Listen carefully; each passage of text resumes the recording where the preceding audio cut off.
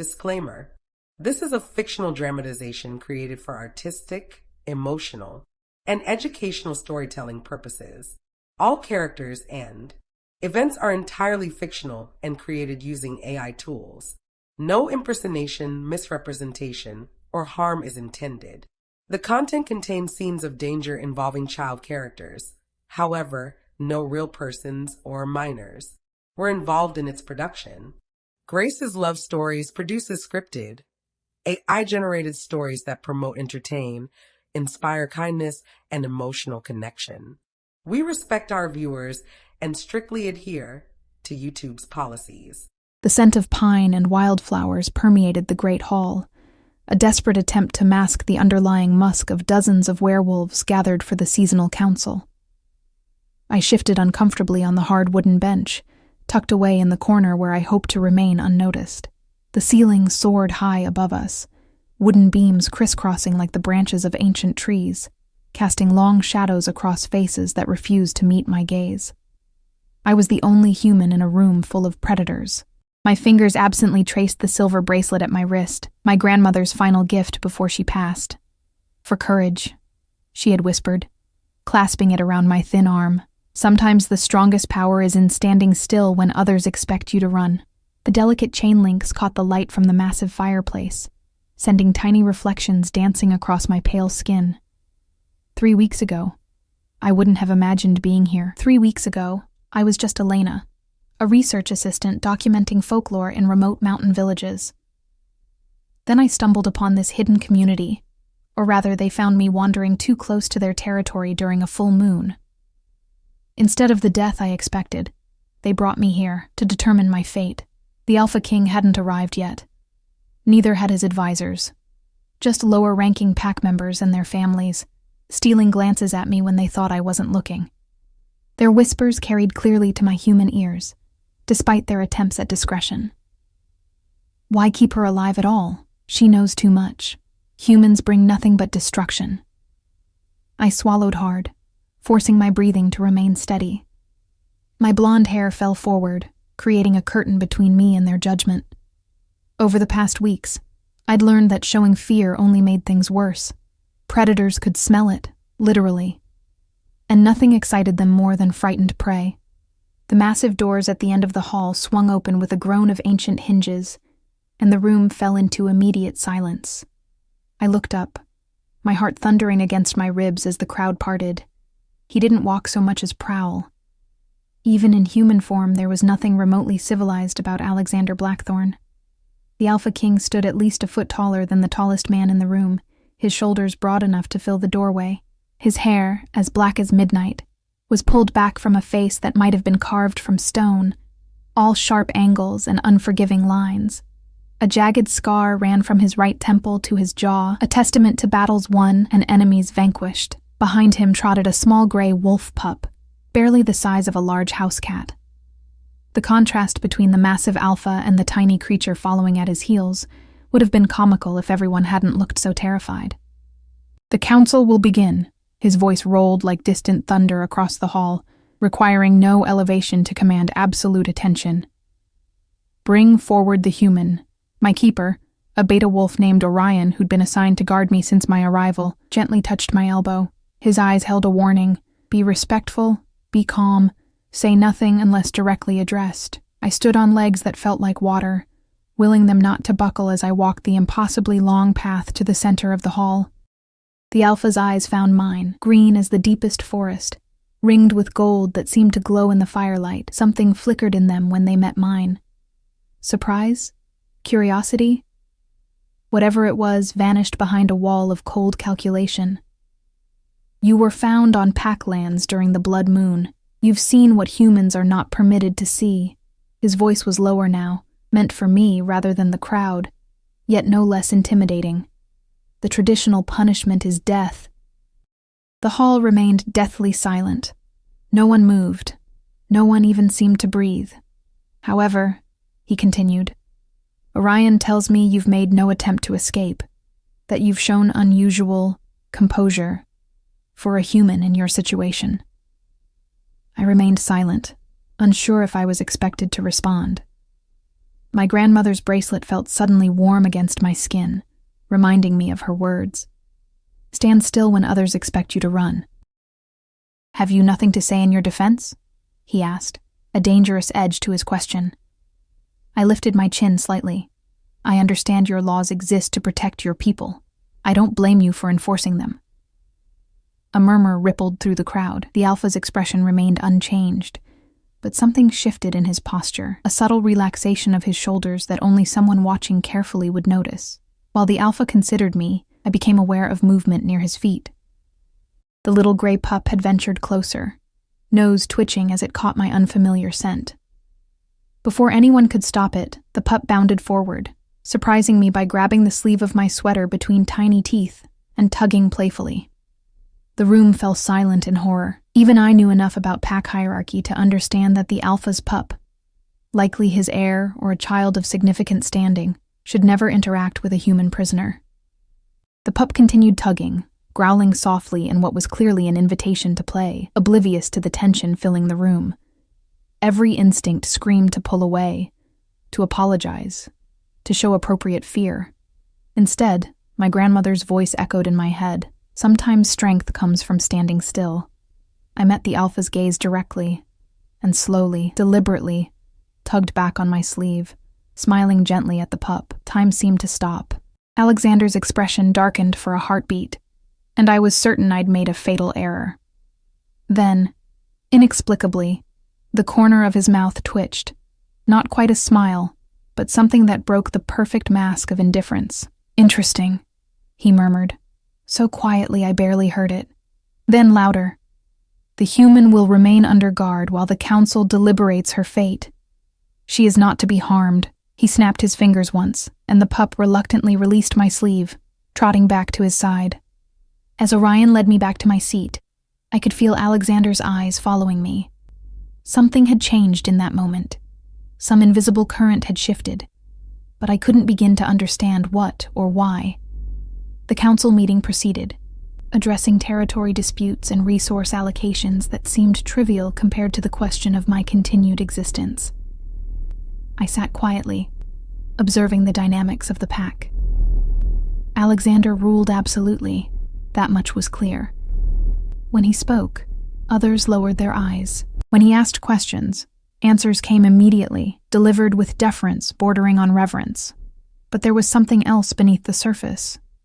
A tension that suggested not everyone was content with his leadership. An older wolf with silver streaking his temples frequently exchanged glances with a small group seated near the side entrance. When they thought the Alpha was engaged elsewhere, their expressions betrayed calculation, even resentment. I filed this observation away, unsure if it would matter, but unwilling to overlook any detail that might help me navigate this dangerous new world. As the meeting concluded, Orion appeared at my side. "You've been summoned," he said quietly, nodding toward a side door where Alexander had just disappeared. "The Alpha wishes to speak with you privately." My heart resumed its frantic pace. "Is that normal?" Orion's expression was unreadable. "Nothing about this situation is normal. A human hasn't been brought before the council in over 50 years. He hesitated. "The pup that approached you, Luna, she's the Alpha's daughter. She's never shown interest in any stranger before, wolf or human." He led me through winding corridors of the lodge-like structure that served as the pack's central meeting place.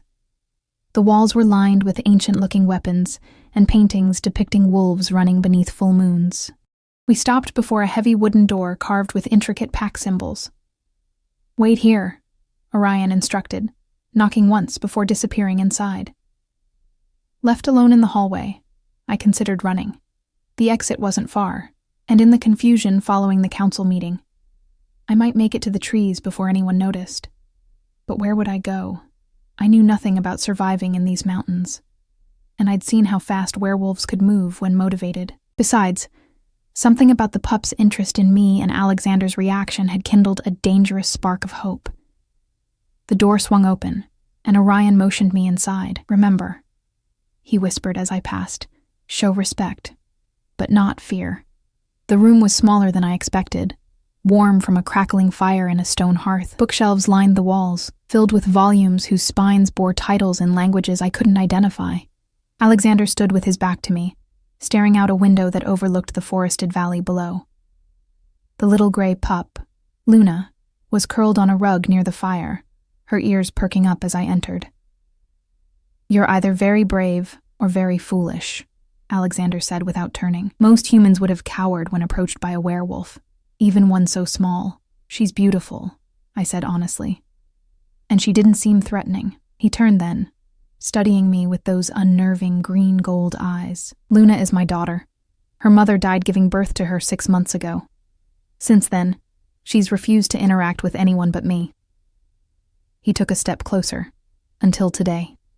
I remained still, though every nerve ending urged me to retreat. "I'm sorry about her mother." Something flickered across his face. Pain, quickly masked. "Your scent is unusual, not like other humans I've encountered." "Is that why I'm still alive?" I asked, surprising myself with my boldness. A ghost of a smile touched his lips. "Partly. You've also shown unusual courage for someone in your position." He moved to a desk and picked up a folder. "Elena Morgan, 26 years old, anthropology researcher specializing in folklore and mythology. No living family. No one likely to come looking for you." My blood ran cold. They'd investigated me thoroughly. "Your work on regional myths about shapeshifters was what brought you to these mountains," he continued. "Ironic that you should find exactly what you were looking for." "Not exactly," I countered. "The legends I was researching described werewolves as mindless beasts, savage killers who lost all humanity during transformation." I met his gaze steadily. "That's clearly not accurate." He arched an eyebrow. "You sound disappointed." "Intrigued," I corrected. "The reality is far more complex and fascinating than the myths." Alexander studied me for a long moment, then set the folder down. "The council is divided on what to do with you. Some want you eliminated to protect our secret. Others suggest memory alteration, a difficult and dangerous process for humans." "And what do you want?" I asked softly. Before he could answer, Luna patted over and nudged my hand with her nose. Without thinking, I knelt and gently scratched behind her ears. She made a sound somewhere between a purr and a growl, leaning into my touch. Alexander watched this interaction with an expression I couldn't decipher. "That," he said finally, "is what intrigues me. Luna has rejected every potential caregiver since her mother's death. She refuses to bond with anyone in the pack." He ran a hand through his hair, a surprisingly human gesture of frustration. "Yet she approaches you without hesitation." I continued petting the little wolf, who had now rolled onto her back, exposing her belly in a display of trust that seemed to shock Alexander even more than her initial approach. "I'm offering you a choice, Elena Morgan," he said, his voice taking on a formal quality. "Death, memory alteration with all its risks, or service to the pack as Luna's caretaker until we determine a more permanent solution." My hand stilled on Luna's fur. "You would trust your daughter with a human stranger?" "Trust has nothing to do with it," he replied coldly. "You will remain under guard at all times. Any attempt to escape or contact the outside world will result in immediate execution. But Luna needs care from someone she accepts, and for whatever reason, that appears to be you. It wasn't a choice at all, really, but something about the tiny wolf pup looking up at me with absolute trust made the decision feel significant beyond mere survival." "I accept," I said, feeling as though I'd just signed away my future with those 2 simple words. Alexander nodded once, sharply. "Orion will show you to quarters near mine, so Luna can access you easily. Your duties begin immediately." As Orion led me from the room, I glanced back to see Alexander kneeling beside his daughter, who was watching me leave with what I could have sworn was a wolfish smile. I had survived the council, but instinct told me the true challenges were only beginning. Whatever had drawn Luna to me remained a mystery, one that might save my life or end it, depending on what secrets it ultimately revealed. Dawn broke with a gentle persistence that belied the strangeness of my circumstances. I awoke to tiny paws pressing against my chest, and a small wet nose investigating my face. Luna had somehow managed to slip into my quarters during the night, despite Orion's assurance that the adjoining door to the Alpha's private wing would remain locked. "Hello there," I whispered, carefully sitting up so as not to dislodge the pup. Luna yipped softly, tail wagging as she pawed at my blanket. "I'm guessing you want breakfast." In the 3 days since the council meeting, I'd quickly settled into a routine centered entirely around caring for the Alpha's daughter. Luna required feeding, playtime, training, and companionship, tasks that kept me constantly occupied and, thankfully, too busy to dwell on the precariousness of my position. Each morning, a stern-faced beta wolf named Lydia would deliver a tray with my breakfast and Luna's specially prepared meals. She rarely spoke, but her disapproving glances conveyed her thoughts clearly. A human should not be entrusted with the Alpha's heir. I slipped from bed and pulled on the clothes that had been provided, simple but well-made garments in earth tones that wouldn't show dirt or fur. As I dressed, Luna darted playfully around my feet, occasionally catching the hem of my pants between her teeth. "Patience, little one," I laughed softly, careful to keep my voice down.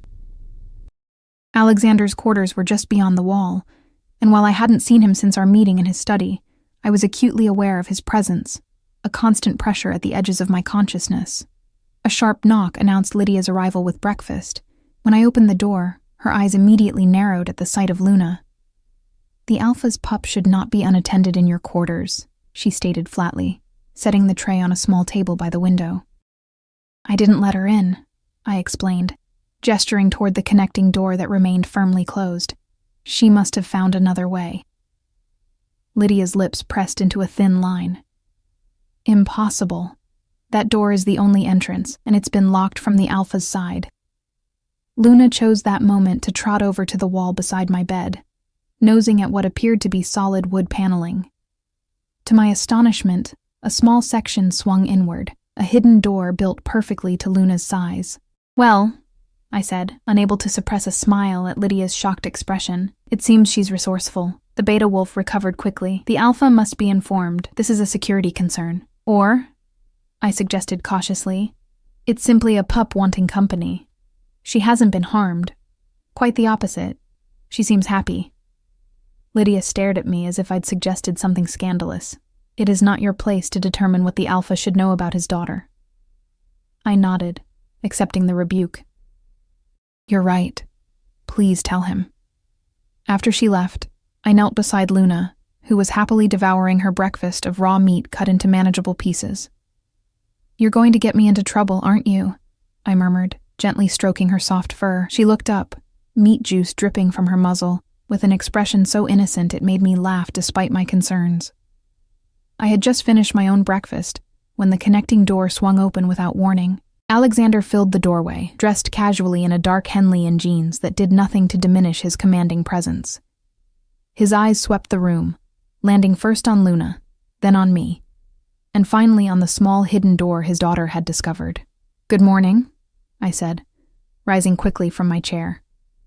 "I apologize if Luna disturbed you. I didn't know about the hidden entrance until this morning." "That door hasn't been used in decades," he said, his voice betraying a hint of surprise.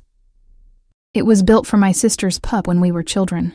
Luna abandoned her breakfast to trot over to her father, rubbing against his legs before returning to nudge my hand, as if trying to reconcile her two favorite people. Alexander watched this interaction with narrowed eyes. "She's growing attached to you. Is that a problem?" I asked carefully. He crossed the room in 3 long strides, stopping before the window. Outside, pack members moved about the compound, preparing for their day. "It complicates matters. Because I'm human? Because you're temporary," he corrected, turning to face me. The morning light caught the gold flecks in his green eyes, making them gleam.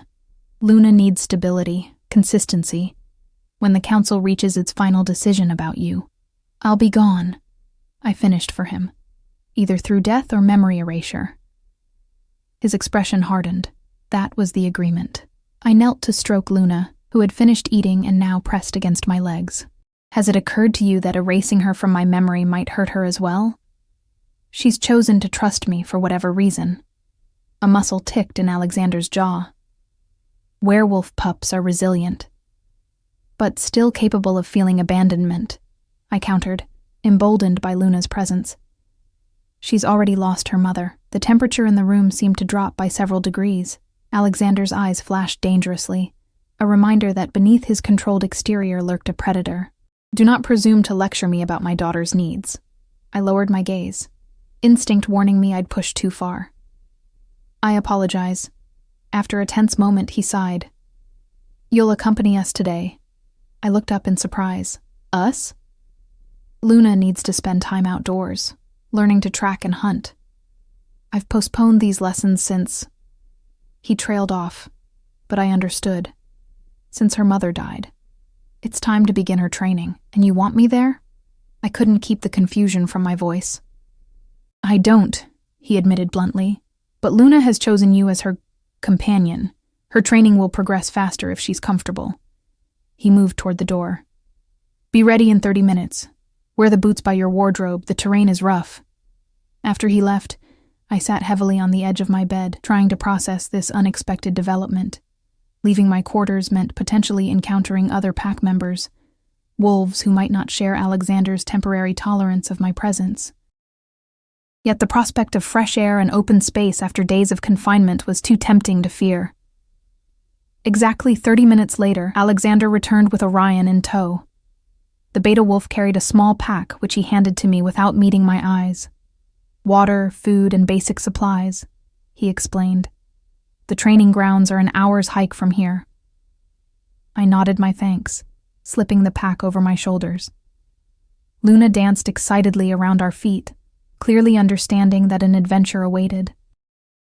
We left through a rear entrance, avoiding the busier areas of the compound. The morning air was crisp with autumn's approach, carrying the sense of pine and distant wood smoke. Luna bounded ahead, occasionally circling back as if to ensure we were still following. Alexander set a pace that challenged my human endurance, moving through the forest with the fluid grace of someone born to this environment. Occasionally, his arm would shoot out to steady me when I stumbled on hidden roots or loose stones. Brief, impersonal contacts that nevertheless sent unexpected warmth through my body. Your grandmother's bracelet, he said after nearly 20 minutes of silence, nodding toward my wrist where the silver links caught the dappled sunlight filtering through the canopy. It's important to you. I touched it reflexively. She raised me after my parents died. It was her last gift. He seemed to consider this. She taught you well. Most humans would have broken by now. Is that a compliment? I asked, surprised. The ghost of a smile touched his lips. An observation. We crested a ridge, and the forest opened into a small meadow bordered by a crystal-clear stream. Luna immediately raced toward the water, splashing happily along the edge. This is where young pups learn to track and hunt, Alexander explained, setting down the small pack he'd carried. Luna should have begun months ago, but... He didn't finish, but I heard the unspoken words. Without her mother, he hadn't known how to proceed. What can I do to help? I asked. He seemed taken aback by the question, as if he'd expected resistance rather than cooperation. Just watch. Keep her calm if she becomes frustrated. The first lessons are often difficult. For the next hour, I sat on a sun-warmed rock, observing as Alexander patiently demonstrated how to follow a scent trail. He would hide small pieces of meat throughout the meadow, then guide Luna in tracking them down. At first, she was easily distracted, more interested in chasing butterflies than following the training. When her attention wandered to me, Alexander's frustration became palpable. Perhaps I should move farther away, I suggested during one such distraction. My scent might be confusing her. He shook his head. She needs to learn focus despite distractions. But his tone had softened slightly, acknowledging my attempt to help rather than hinder. By midday, Luna had successfully found 3 hidden treats and was visibly tired from the mental exertion. While Alexander set up a small fire to heat water for tea, I found a sunny patch of grass where Luna could rest. She curled against my side, her little body warm and trusting as she drifted into sleep. I didn't realize I was being watched until I looked up to find Alexander standing a few feet away, an unreadable expression on his face. She never took to her mother like that, he said quietly, sitting down on a nearby log. Serena tried, but Luna always preferred to sleep alone, even as a newborn. The mention of Luna's mother created an opening I hadn't expected. What was she like? I asked gently. Serena? For a moment I thought he would ignore the question. Then he stared into the distance, his profile sharp against the backdrop of trees, fierce, intelligent, born to be a leader's mate. He paused. Our union was arranged from childhood, a political alliance between powerful bloodlines. You didn't choose each other? I couldn't hide my surprise. A humorless smile crossed his face. Choice is a luxury rarely afforded to alphas. We serve the pack first, always.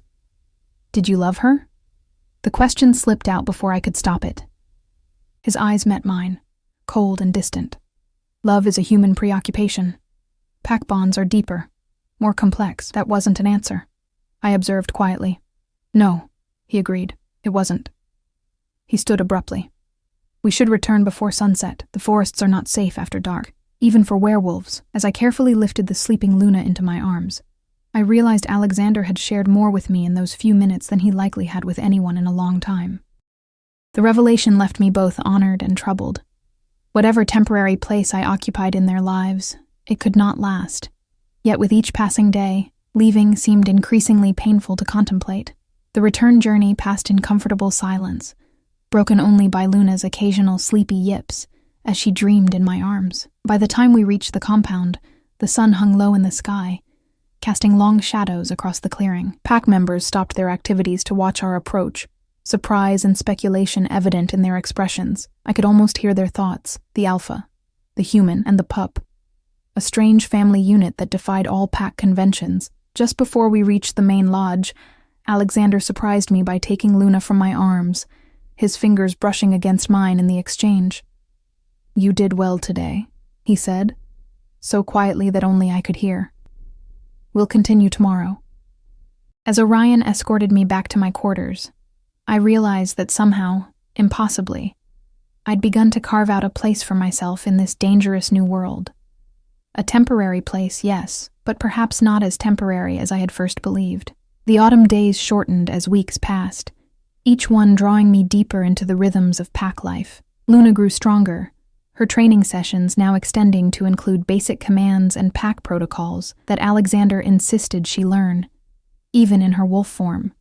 What had begun as a reluctant arrangement had evolved into something that felt dangerously like belonging.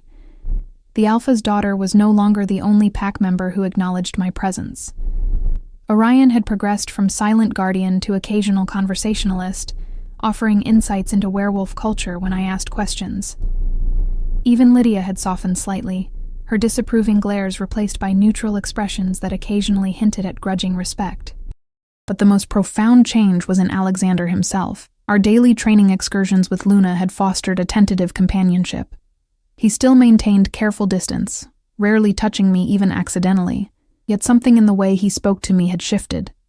A subtle warmth beneath his commanding exterior that emerged most clearly when we were away from watchful pack eyes. On this particular morning, I waited by the compound's edge with Luna dancing excitedly around my feet. Alexander was meeting with his council before our planned excursion, leaving me momentarily alone with my thoughts. The human actually looks comfortable, a voice sneered from behind me, almost like she believes she belongs here. I turned to find the silver-templed wolf I'd noticed at the council meeting, the one whose glances had suggested discontent with Alexander's leadership. Up close, his features were aristocratic but cold, eyes the color of tarnished brass regarding me with undisguised contempt. Dominic, Orion materialized beside me, his stance protective. The human is under the alpha's protection. Dominic's smile didn't reach his eyes. Yes, we've all noticed his protection. His gaze slid over me appraisingly. One wonders what special services she provides to earn such favor. My cheeks burned, but I kept my expression neutral, remembering Alexander's repeated advice, never show weakness to a predator.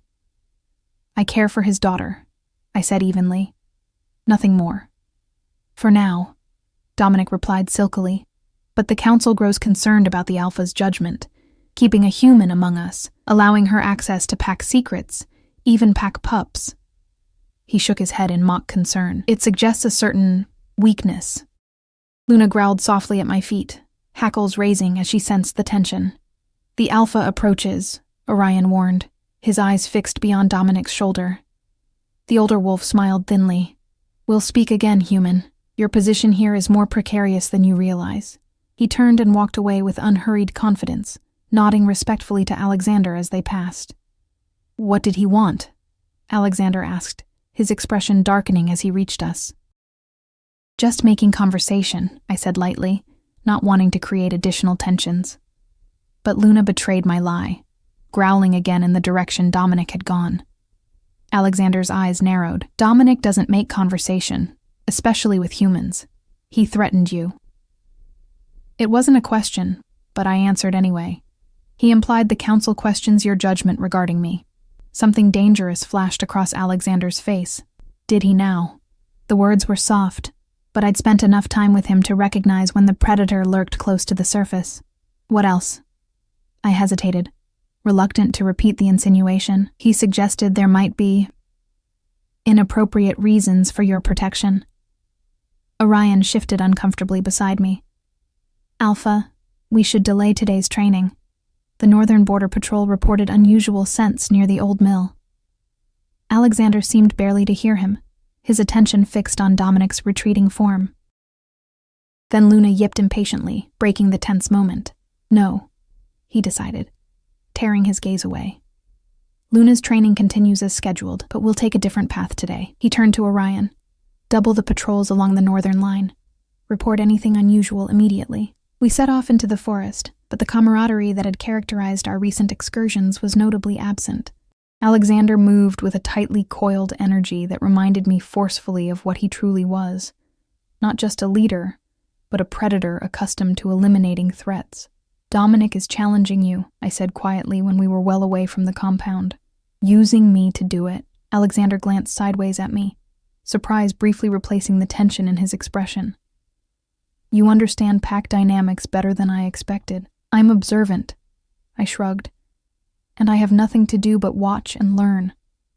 We reached a clearing I hadn't seen before, bordered on one side by a steep cliff face with a small waterfall cascading into a crystal pool.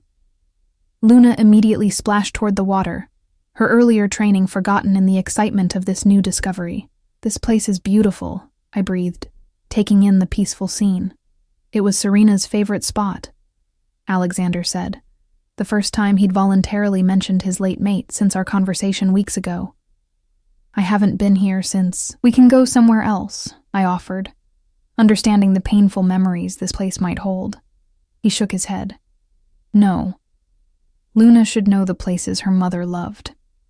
He settled on a fallen log, watching as his daughter playfully pounced at fish in the shallow edges of the pool. "You're right about Dominic. He's making a move against me, and you're an easy target. Because I'm human? Because you're different," he corrected. "Werewolf society is built on tradition and strength. Anything that deviates from established patterns is seen as weakness." I sat beside him, maintaining a respectful distance.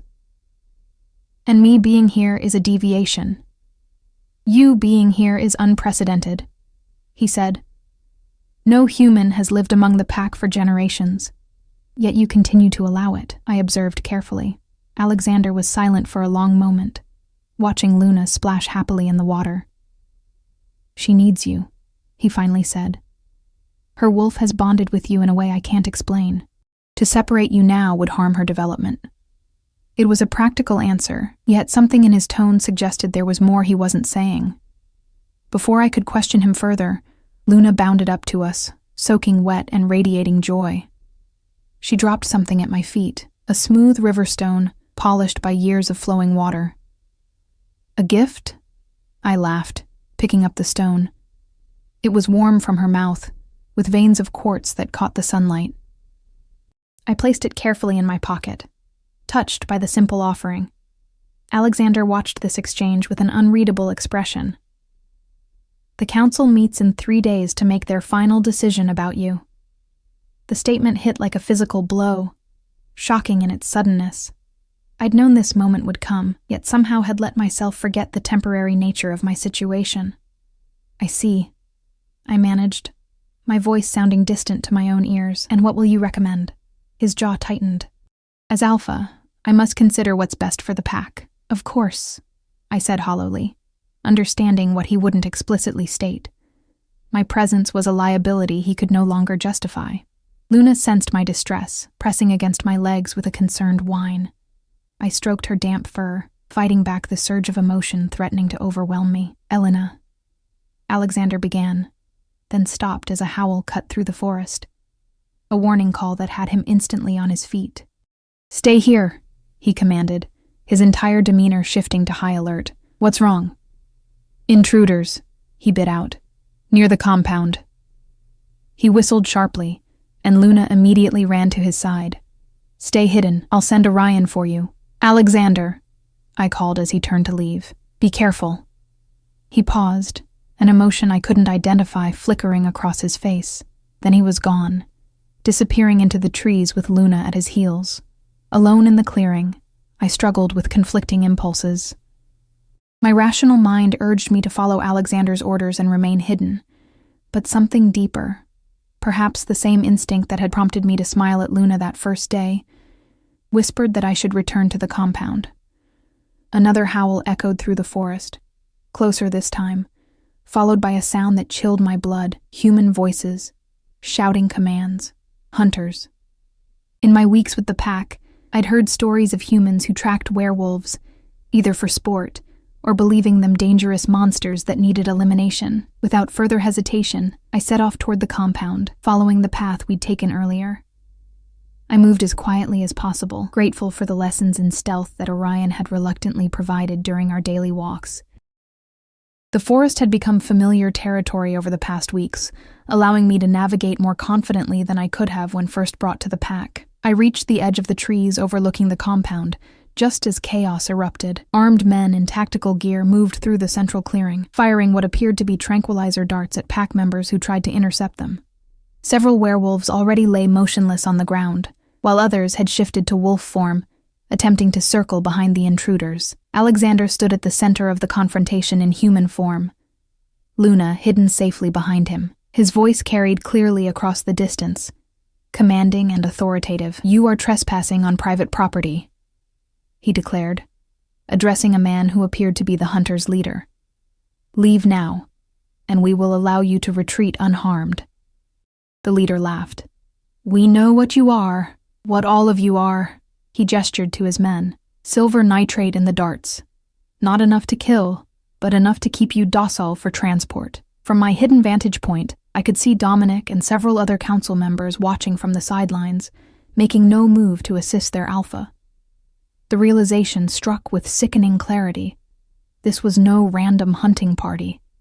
Someone had guided them here, perhaps even invited them. My hand clutched my grandmother's bracelet, seeking courage in the familiar touch of silver. What could I possibly do against armed hunters?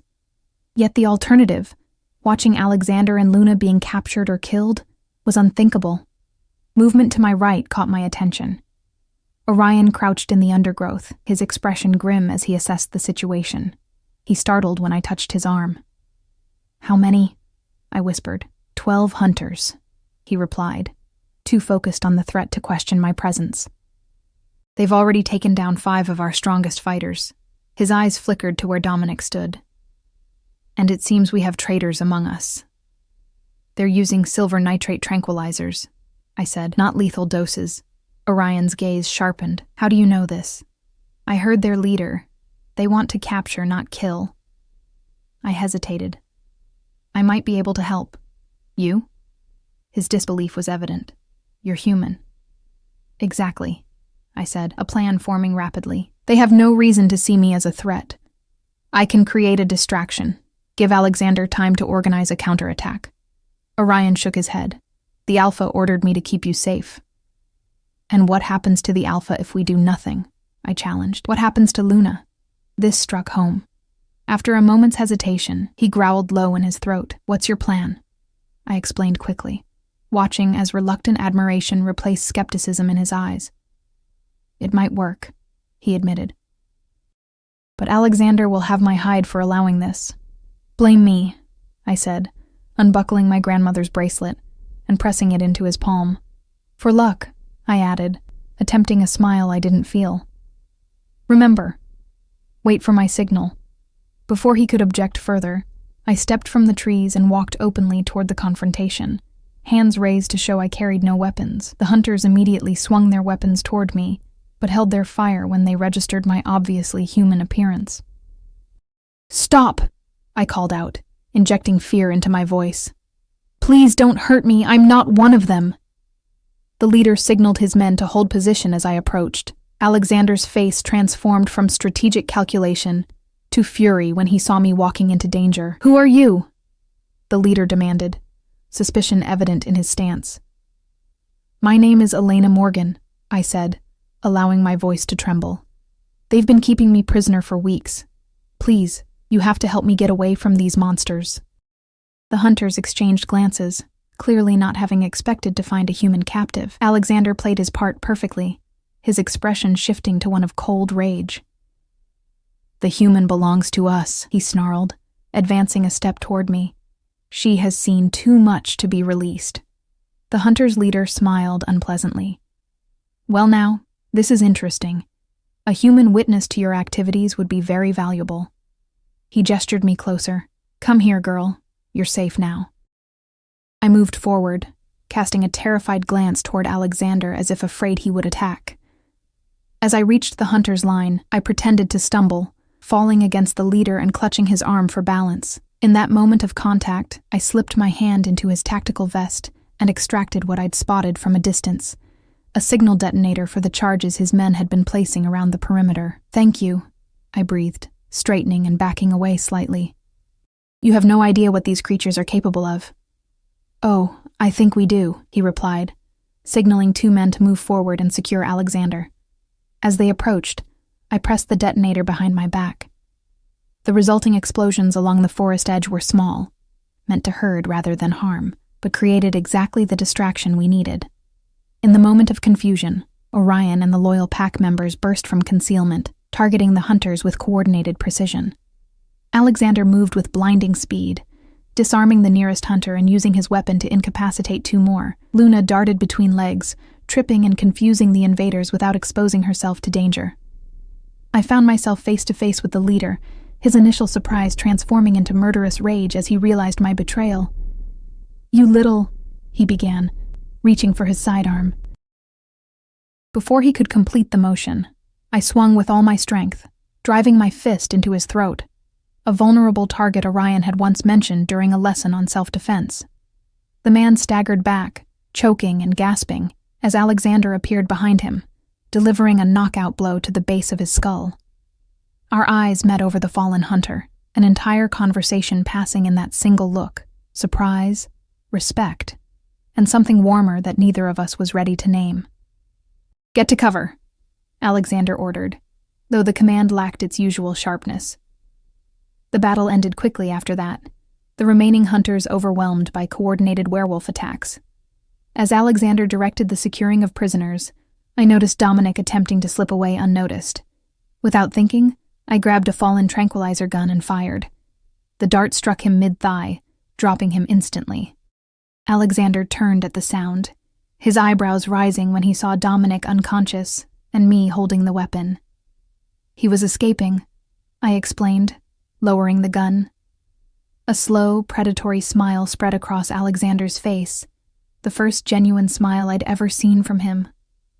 "Remind me," he said quietly, "never to underestimate you." The pack gathered in the great hall that evening, energy pulsing through the crowd like electricity before a storm. The captive hunters had been secured in underground cells beneath the compound, structures I hadn't known existed until today. Dominic and 3 other council members were similarly detained, awaiting judgment for their betrayal. I sat beside Orion near the front. Luna curled protectively in my lap. My actions during the attack had transformed my status overnight. Where once I'd received suspicious glares, now came nods of acknowledgement, even the occasional murmured "thank you," as pack members passed. "They're calling you Luna's guardian," Orion informed me quietly. "It's an old pack term for someone who proves themselves willing to die protecting a werewolf pup." "I didn't do anything special," I demurred, stroking Luna's soft fur. Orion's expression suggested otherwise. "You walked unarmed into a group of hunters to protect the Alpha's daughter. By pack standards, that's extraordinary." He hesitated. "Especially for a human." Before I could respond, the hall's massive doors swung open, and Alexander entered. He'd changed since the confrontation, now dressed in ceremonial leathers adorned with pack symbols etched in silver. The formal attire emphasized his imposing presence, transforming him from merely intimidating to something ancient and primal. The hall fell instantly silent. Today, our pack faced betrayal from within and threats from without, he began, his voice resonating through the cavernous space. Those responsible will face justice according to pack law. His gaze swept the assembly, stern and unyielding. But first, we acknowledge the courage shown in our defense. He called forward several pack members who had distinguished themselves during the battle, presenting each with a small token, a claw or fang set in silver, symbolizing honor and protection. When all had been recognized, he turned toward where I sat with Luna. "Elena Morgan," he called formally. "Approach the Alpha." Luna whined softly as I lifted her from my lap, reluctant to release me. "It's all right," I whispered, setting her gently beside Orion. "I'll be right back." The walk to the center of the hall felt endless, every eye tracking my movement. Alexander waited, his expression unreadable as I stopped before him and lowered my gaze respectfully, a gesture I'd learned from observing pack interactions. "Look at me," he commanded softly. I raised my eyes to meet his, surprised to find warmth where I'd expected formality. "You entered our world as a prisoner," he stated, his voice carrying to every corner of the hall. "Today you risked your life to protect our pack, to protect my daughter. Such actions cannot go unrecognized." He held out his hand, palm up. In it lay my grandmother's bracelet, polished to a bright gleam. This was returned to me by Orion. Its silver is pure, a metal traditionally harmful to our kind. He took my wrist gently, fastening the bracelet with careful movements. Yet today, it brought protection rather than harm. His fingers lingered on my skin, sending warmth spiraling through me. From this day forward, Elena Morgan holds the title of Luna's guardian, not as prisoner, but as an honored member of our pack. A murmur rippled through the crowd, surprise and approval mingling in equal measure. I stood frozen, unable to process the implications of his declaration. "Alpha," a voice called from the assembly, an elderly female wolf with silver hair and knowing eyes. "The guardian bond requires formal acknowledgement. The ancient rites must be observed." Alexander inclined his head respectfully. "Elder Maeve speaks wisdom, as always." His gaze returned to me, a question in his eyes. "The ritual requires your willing participation, Elena. It would formalize your position within the pack structure." "What does it involve?" I asked, conscious of the hundreds of eyes watching this exchange. "A blood oath," he explained quietly, "binding you to Luna's protection and to the pack. It would grant you certain privileges, but also responsibilities." The unspoken implication hung between us. This was his solution to the council's impending decision about my fate.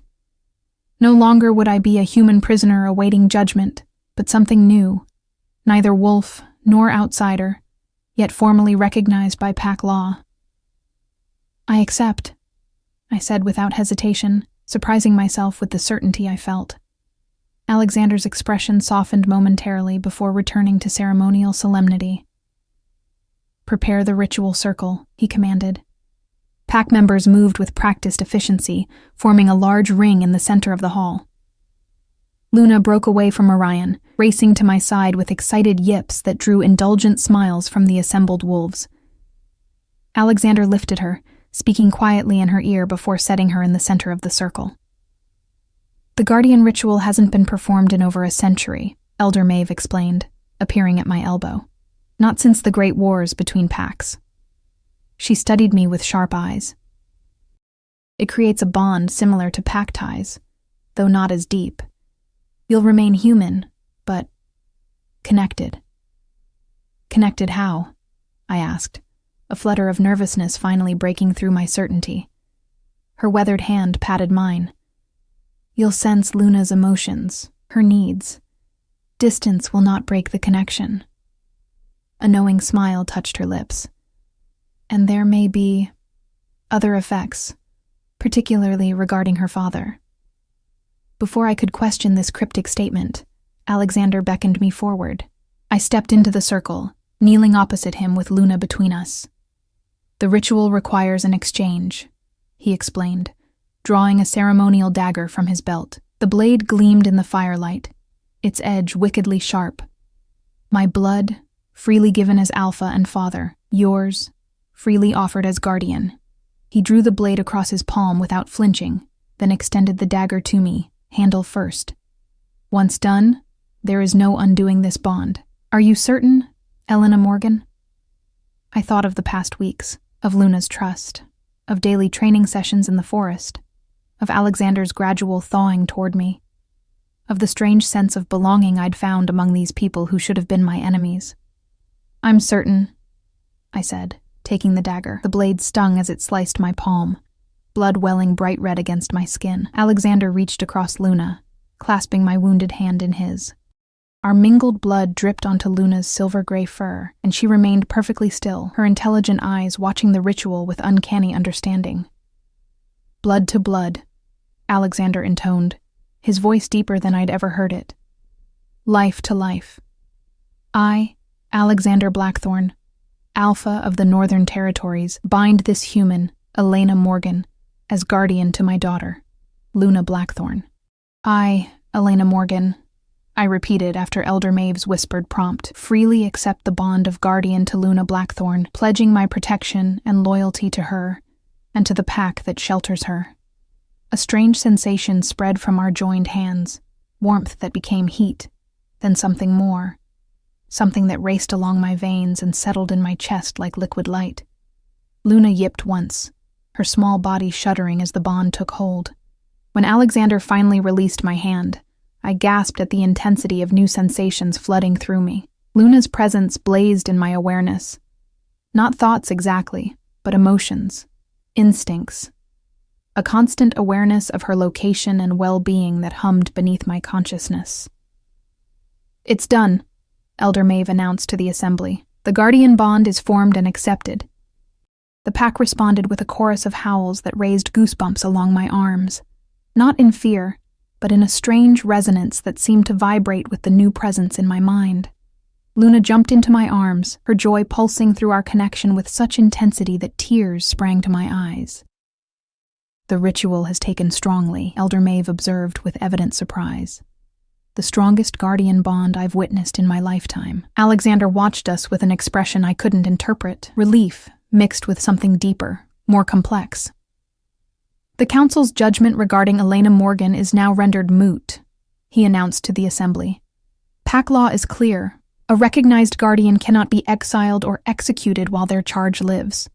The formalities concluded, the gathering transitioned to celebration. Tables were filled with food and drink. Music began from somewhere near the rear of the hall, and the solemn ceremony gave way to festive relief, both for the pack's victory over their attackers and for the unexpected resolution of my precarious status. I found myself surrounded by pack members eager to introduce themselves properly for the first time, many expressing gratitude or curiosity about the human who had earned the guardian title. Luna remained glued to my side, occasionally nudging away wolves who stayed too long, her possessiveness coming through our new bond with amusing clarity. Several hours into the celebration, I slipped away to a quiet alcove, momentarily overwhelmed by the constant social interaction. I leaned against the cool stone wall, eyes closed, trying to acclimate to the strange dual awareness of my own thoughts and Luna's emotions pulsing in the background. It can be disorienting at first. Alexander's voice came softly from beside me. I hadn't heard him approach, a testament to either his stealth or my distraction. That's an understatement, I managed to smile, opening my eyes to find him studying me with unusual intensity.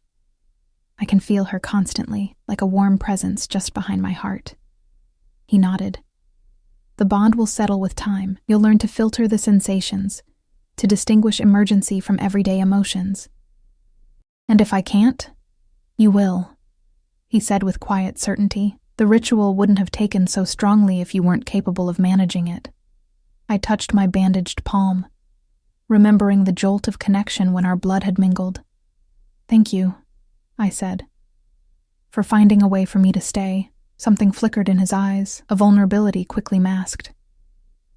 It serves Luna's needs, he stated, falling back on practicality. Of course, I agreed, though I sensed there was more he wasn't saying. The bond with Luna seemed to have heightened my awareness of Alexander as well, though in a different, less definable way. And the traitors?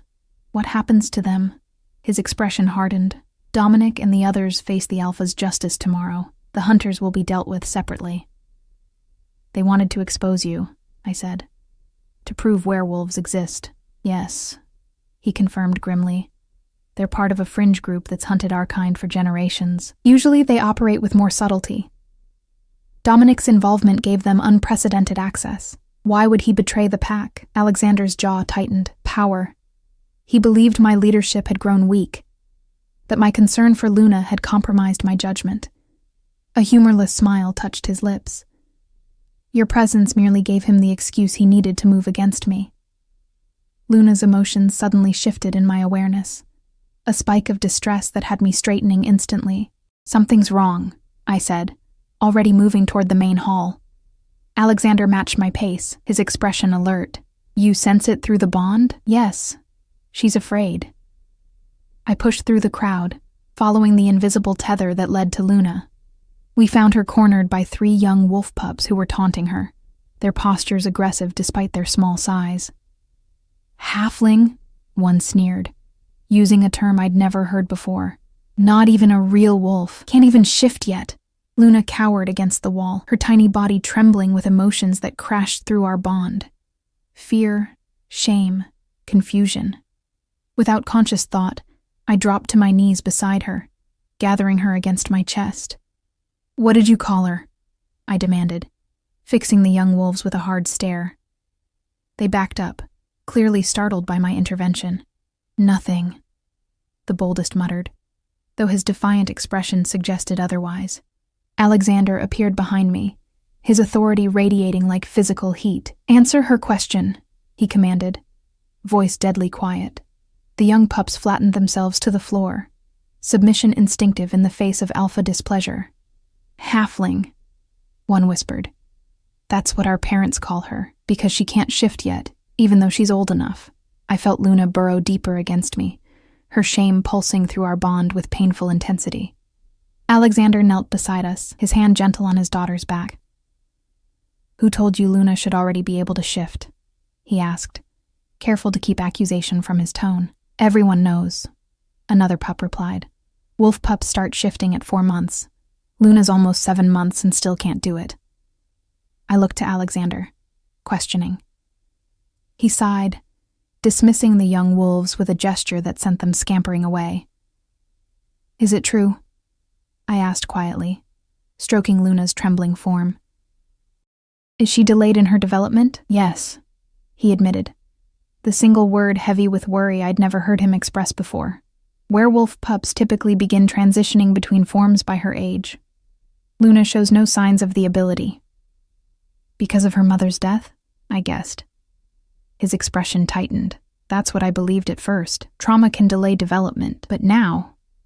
He shook his head. I've consulted every healer in the territory. None have answers. Luna whimpered softly, and I felt her distress ease slightly as I continued petting her. Through our new bond, I sensed not just her emotions, but a deeper current.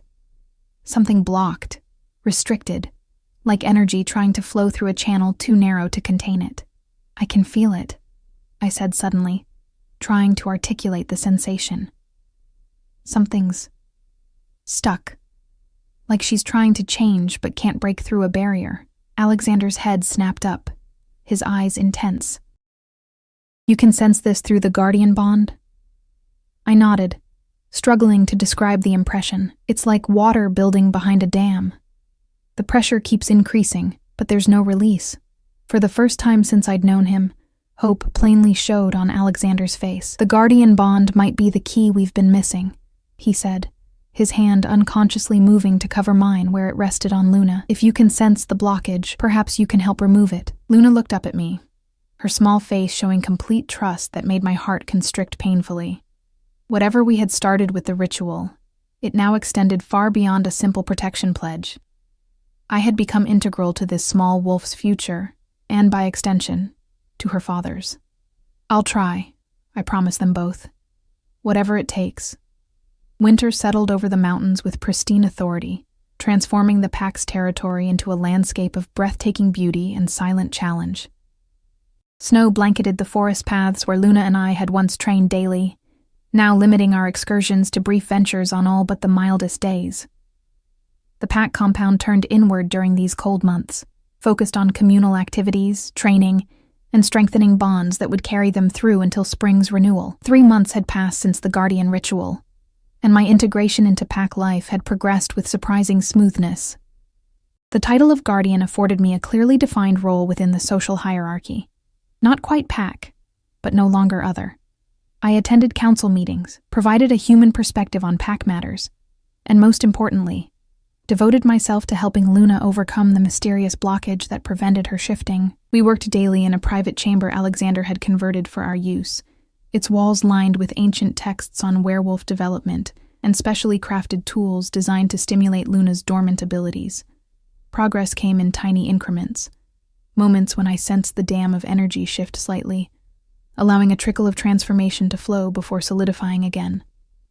Each small victory fueled our determination, even as winter's isolation intensified the urgency of our efforts. I felt it that time, I said excitedly, kneeling beside Luna as she shook herself after another attempt. Through our bond, I had sensed the closest approach yet to breakthrough, a momentary shimmer of change that affected the tips of her ears and paws before receding. "You're getting closer, little one." Alexander watched from the doorway, where he had observed our daily sessions with careful attention. Over the months, his formal reserve had gradually softened into something warmer, more personal. Our shared concern for Luna had formed a bridge between us, one that grew stronger with each passing day. "Tomorrow is the winter solstice," he remarked, crossing the room to join us. "The elders believe it might provide an opportunity." I looked up questioningly, because of the increased lunar energy. He nodded, clearly pleased by my growing knowledge of pack lore. "The longest night has traditionally been when difficult first shifts occur. The pull between wolf and human forms is strongest when darkness dominates." Luna yipped enthusiastically, her emotions flowing through our bond with bright anticipation. She understood far more than her form suggested. A fully developed intelligence trapped in a body that refused to transform. "Then we should prepare," I said, rising from the floor. "What does the ritual involve?" Alexander's expression grew solemn. "It's not without risk, Elena. The elders propose using the Guardian bond to guide Luna through the transformation. Essentially, you would serve as an anchor for her consciousness while her body makes the transition." "That sounds straightforward enough," I observed, though his grave tone suggested complications he hadn't yet voiced. "The danger lies in the depth of connection required," he explained carefully. "You would need to open yourself completely to the bond, far beyond what you've experienced thus far. There's a possibility," he hesitated, clearly struggling with the implications, "that your mind could become lost in hers if the transition fails."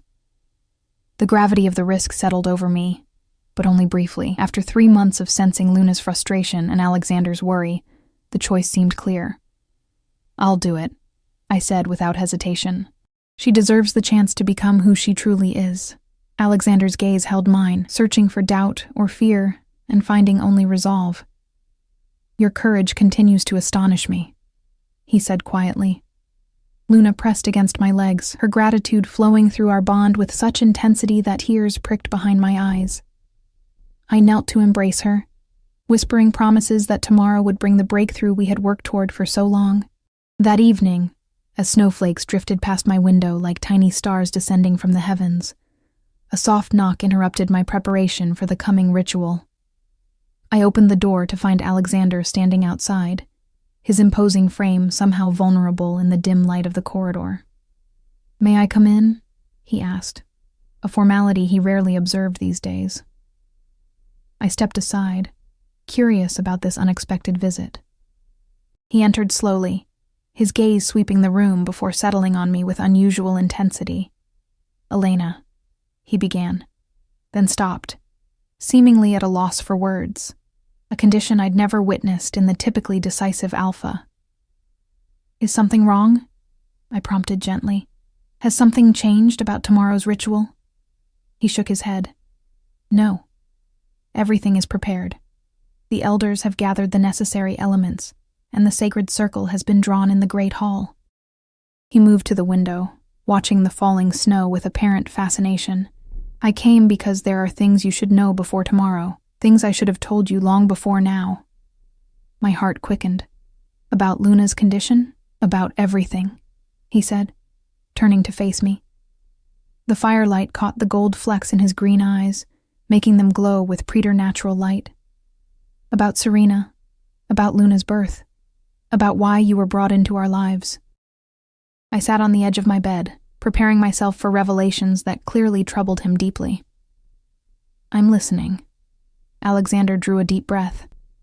"Serena and I were bonded by arrangement, as I told you. What I didn't explain was that our union was meant to unite two powerful bloodlines, creating offspring of unprecedented strength." His expression darkened with remembered pain. "But Serena carried a secret genetic trait, one that emerges only rarely in our kind. Her ancestors had once mixed with humans, diluting the purity of transformation genes. And Luna inherited this trait," I realized aloud. He nodded grimly. "The pregnancy was difficult from the start. Serena's body rejected the developing pup, treating it as something foreign. The healers struggled to maintain the balance, but with each passing month, Serena weakened while Luna grew stronger. She sacrificed herself," I whispered, understanding blooming with painful clarity. "She chose Luna's life over her own," Alexander confirmed, grief momentarily visible before he mastered it, but her final act was unexpected. As she lay dying, she made me promise to find the one with human blood who could bridge the gap. He met my gaze directly. I believed it was delirium, the rambling of a fading mind. Then Luna refused every caretaker, growing weaker by the day, unable to begin the transformation process necessary for her development. So when I was found near your territory, it seemed like fate," he finished. "A human with unusual comfort around wolves, appearing exactly when Luna needed you most. When she approached you in the council hall, when she tugged at your sleeve and you smiled instead of recoiling." He shook his head in remembered wonder. "I knew you were the one Serena had foreseen." I absorbed this revelation, connecting pieces that had never quite aligned before. "That's why you created the guardian ritual for me. Not just to protect my status in the pack, but because you believed I could help Luna transform." "Yes," he acknowledged, though I didn't anticipate how deeply the bond would form, or how— He paused, something vulnerable flickering in his expression. "How essential you would become to both of us." The admission hung in the air between us, charged with meanings neither of us had dared voice until now. I rose slowly from the bed, drawn toward him by something beyond conscious thought. "Alexander," I said softly, "are you trying to tell me that the ritual tomorrow endangers more than just Luna and me?" He closed the distance between us, his hand rising to gently trace the curve of my cheek. "The elders believe that the winter solstice ritual will permanently intertwine your life force with Luna's, and by extension, with mine. If successful, you would no longer be merely guardian, but pack in the deepest sense." His fingers trembled slightly against my skin. "Your life would be bound to ours for as long as you live, and if I want that," I whispered, leaning into his touch, "if I found my home here, with Luna, with you?" The careful control he maintained fractured visibly. "Then you would make me the happiest wolf alive," he murmured, his forehead coming to rest against mine.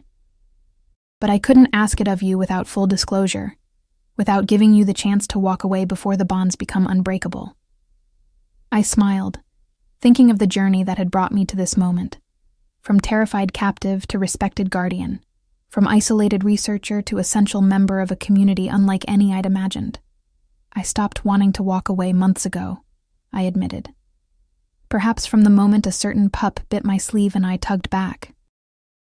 His arms encircled me, tentative at first, then with gathering certainty as I melted against him. "Tomorrow we face the final challenge," he murmured against my hair. "But whatever happens, Elena, know that you've already saved us both in ways you cannot imagine." As the longest night of the year approached, I stood in the sacred circle with Luna between Alexander and me, our hands joined above his daughter's small form.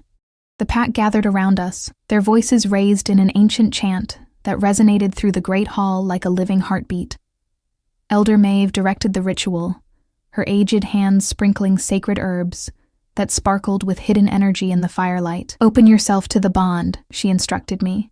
"Feel Luna's essence and guide it toward transformation."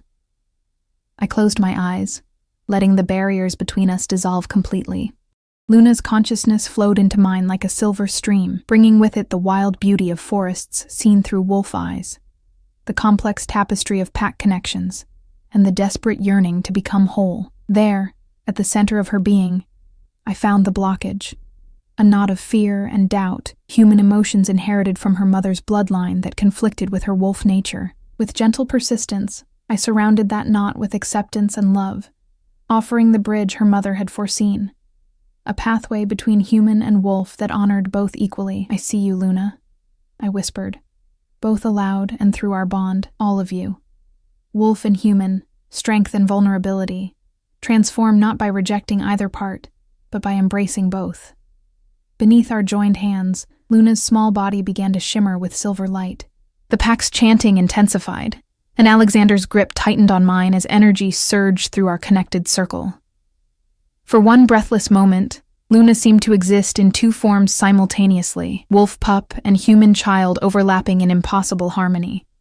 Then, with a flash of brilliant light that momentarily blinded everyone in the hall, the transformation completed. Where the wolf pup had stood, a beautiful silver-haired child of about 4 years knelt, her green-gold eyes, so like her father's, blinking up at us in wonder. "Papa."